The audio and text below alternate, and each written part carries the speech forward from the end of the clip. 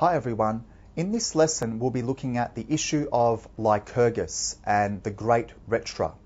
This is a bit of a controversial issue. People aren't sure if Lycurgus was actually a real person, but he's considered a very important man in Spartan history. So that's what we'll be looking at in this lesson.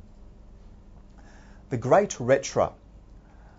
A Rhetra is a pronouncement reflecting the oral tradition of the Spartans and their laws. It's often based on oracles. An oracle is like it's a wise person who is very spiritual and they have like a connection with the gods. So they're like your link with the gods. So if you wanted to know something, if you needed advice, it's a bit like a fortune teller. You'd go to the oracle who would have like a connection with the gods and you could find things out from them.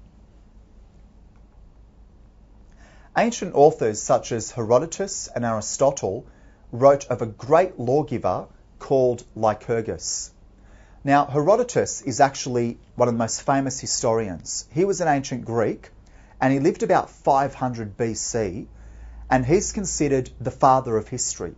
He's actually considered the father of history. He travelled a lot, he travelled to Egypt, and he wrote a book called The Histories, and you can actually buy that book today. You can go on the internet and buy it. You can go to a local bookstore like Dimmick's and they'll probably have a copy of it.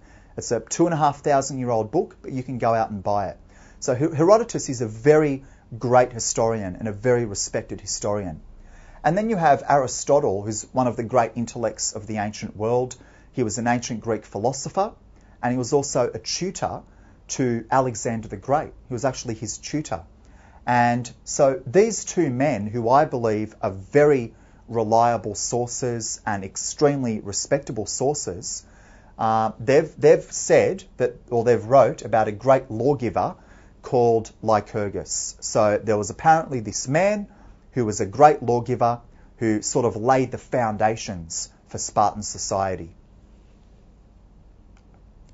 It's believed he consulted an oracle at Delphi. Delphi was one of the Greek city-states. So you've got Sparta, you've got Athens, you've got Delphi, there's Corinth, there's Thebes. There's a number of different cities and city-states. Alexander the Great actually destroyed the city of Thebes because they revolted against him. But there was a lot of different cities. One of them was Delphi, and the oracle at Delphi was very, very famous. So it's believed that Lycurgus went to the oracle at Delphi.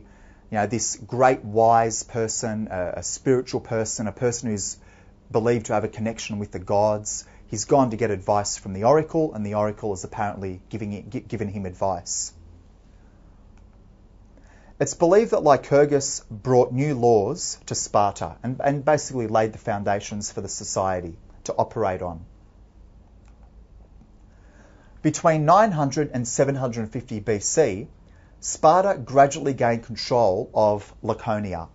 So we can see here the map of ancient Greece, and Greece went all the way up to here, and ancient Greece also settled other areas. They actually went all the way in here to the Black Sea, and they settled in what we now call Ukraine. There were Greek colonies in what we now call Ukraine.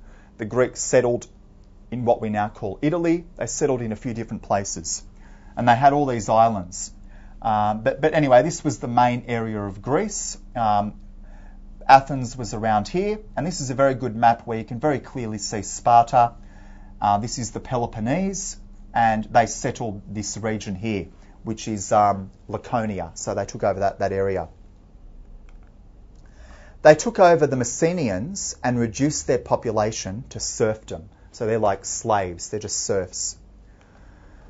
The Messenians later got their independence. They revolted successfully against the Spartans after 369 BC. At some point after the Messenian Wars, the Spartans undertook a drastic and revolutionary reorganisation of their social and political structure. The whole state became geared to a militaristic way of life. So we're getting to that thing, or one of the things that Sparta is most famous for. They're famous for their military. They're famous for being very tough. They're famous for being great fighters. And they're famous for leading a very strict lifestyle. And that's what we're getting to here, this militaristic lifestyle. Plutarch writes that the new state that emerged at this point was due to Lycurgus.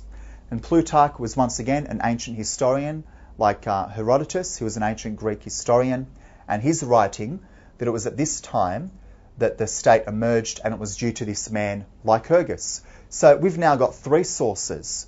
We've got Plutarch, who I think is a very respectable source, Herodotus, who is very respectable, and Aristotle, the great philosopher. So I think it seems there's not much reason to doubt Lycurgus and the story behind him, but that's just my personal opinion. Plutarch, writing in the 2nd century BC, bemoans the lack of evidence about Lycurgus. So he's complaining there was a lack of evidence. Modern scholars reject the idea of a single lawgiver. They think changes took place over time. So once again, that could be completely true. It might be hard to believe that one man had so much influence over Sparta. Maybe they just gradually changed the laws over time. Maybe that happened. We can't be sure. The changes and reforms supposedly introduced by Lycurgus were in the form of a great Rhetra. They probably date from the 7th century BC.